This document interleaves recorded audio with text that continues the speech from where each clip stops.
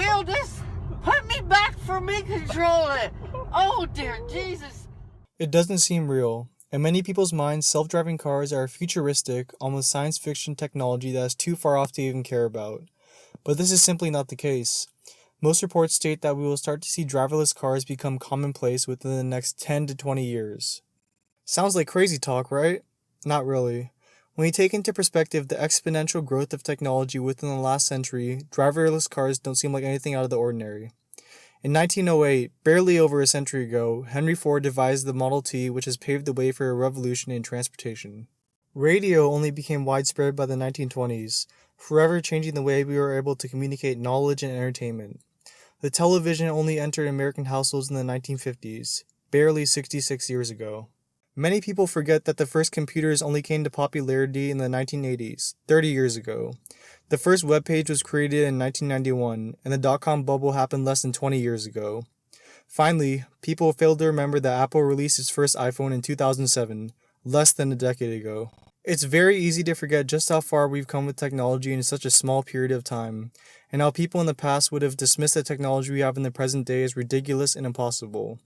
We are living in the future whether you want to believe it or not, and driverless cars will soon go from science fiction to reality. When taking a look at the timeline and history of autonomous vehicles, the first major breakthrough came in the 1980s with Carnegie Mellon University's NavLab and ALV projects in 1984. Since then, numerous automakers and forward-thinking companies have begun to develop the technology of driverless cars that will become commonplace in our lifetimes. Google, for instance, has created its own fleet of self-driving cars which have driven a total of 1,500,000 miles. This roughly equates to 125 years of human driving, and the autonomous vehicles have encountered over 200,000 stop signs, 600,000 traffic lights, and 180 million other vehicles. But the most amazing statistic to come out of all of this is that the cars have only been involved in 12 minor collisions, 8 of which came from being rear-ended at a stop sign or traffic light, 2 occurred when the car was sideswiped by another vehicle, 1 happened when a driver rolled through a stop sign, and the last one came as a result of a Google employee manually driving the car. The important thing to note here is that none of the accidents came from the self-driving car making a mistake. Let me repeat that because it is such a crucial piece of information. In over 1,500,000 miles, none of the accidents were the fault of the autonomous vehicle. Another company on the forefront of developing the self-driving car is Tesla. It seems unreal that people right now have cars that can drive themselves, but Tesla vehicles have already racked up over 50 million miles using autopilot. And although the car is not fully autonomous, it can perform functions such as helping the driver steer, switch lanes, and park. Early data reports suggest that the car in autopilot is almost twice as safe compared to a person behind the wheel. Not only has Elon Musk rolled out the first semi-autonomous vehicle widely available for the public, he was also quoted as saying, "We're going to end up with complete autonomy, and I think we'll have complete autonomy in approximately 2 years."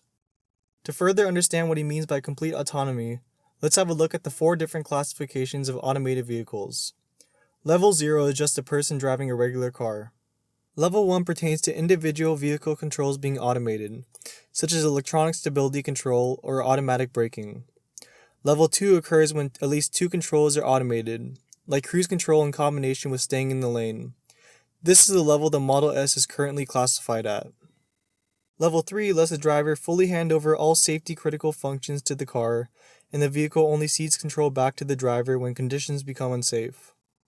Level 4 is when the car is fully autonomous and handles all safety-critical functions for the entire trip, meaning you can sit back, relax, and enjoy the ride. Some organizations also have a classification for Level 5 vehicles, which refers to a car that doesn't have an option for human driving, meaning no steering wheel or controls.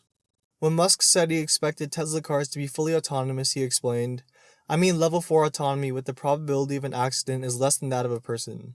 So obviously the driverless car won't be perfect, as nothing is perfect, but the probability of it getting in an accident will be less than that of a human driver, which is damn good enough for me."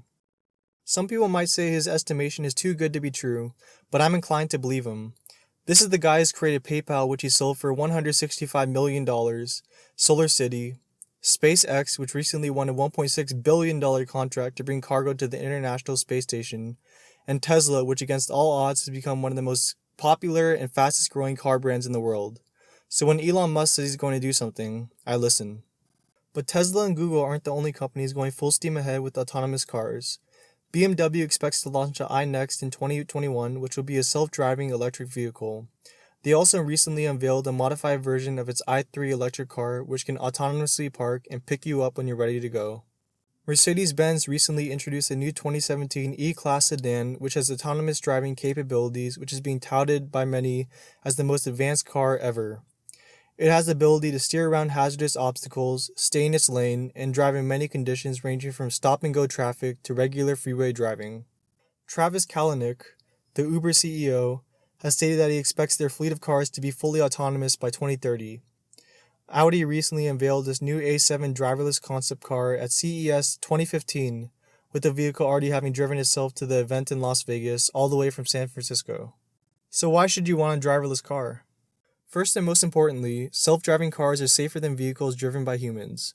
Bob Lutz, the former GM vice chairman, explained it by saying, "The autonomous car doesn't drink, doesn't do drugs, doesn't text while driving, doesn't get road rage. Young autonomous cars don't want to race other autonomous cars, and they don't go to sleep." One Virginia Tech study estimated that human-driven vehicles find themselves in 4.2 crashes per million miles, as opposed to self-driving cars that find themselves in 3.2 crashes per million miles. It's also important to note that although Google's self-driving fleet has been in a handful of accidents over the past 6 years, none of the crashes were the fault of the autonomous vehicle, while over 90% of accidents are caused by human error. Also, did you know that in 2015 alone, 38,300 people were killed and 4.4 million were injured on US roads, the largest one-year percentage increase in half a century. And that's only in the US. Each year, over 1.2 million people are killed due to accidents. Knowing all this, it would be negligent and just plain wrong not to start implementing self-driving cars to save lives. Also, if you live in LA, you know just how bad the traffic can get. Sometimes it takes hours to get to your destination, all because of traffic and a lack of adequate communication between drivers. A self-driving car can be programmed to run at a precise speed, maintain the same distance behind a car, and minimize lane change. With all these factors coming into play, researchers say that driverless cars can reduce traffic by a staggering 80%. Self-driving cars will also be hugely beneficial due to the fact that you don't have to drive. Think about all the extra time that you will have in the car. You will be able to sleep on the way to work, eat while commuting, watch a movie, browse the internet, get your work done, you name it. The average commute time worldwide is an unbelievable 50 minutes. That's almost an extra hour added on to your day that was previously not available. The last benefit to consider when looking at the future of autonomous vehicles are the immense savings that will occur. Forecasters estimate that property savings would add up to around $190 billion in the US alone, because driverless cars get in less accidents, which reduce death and injury rates. Because we will see such a rapid decline in accidents, insurance premiums will decrease to all-time lows, and the model will instead protect consumers against technical failures as opposed to human error. 2020 seems to be the year that we will start to see a global shift away from human driving to driverless cars. Some reports state that we will see almost 10 million self-driving cars on the road by 2020, with that number exponentially increasing each year after that. Most reports state that by the year 2040, most cars on the road will be driverless. Some researchers estimate that number to be around 75% of all cars.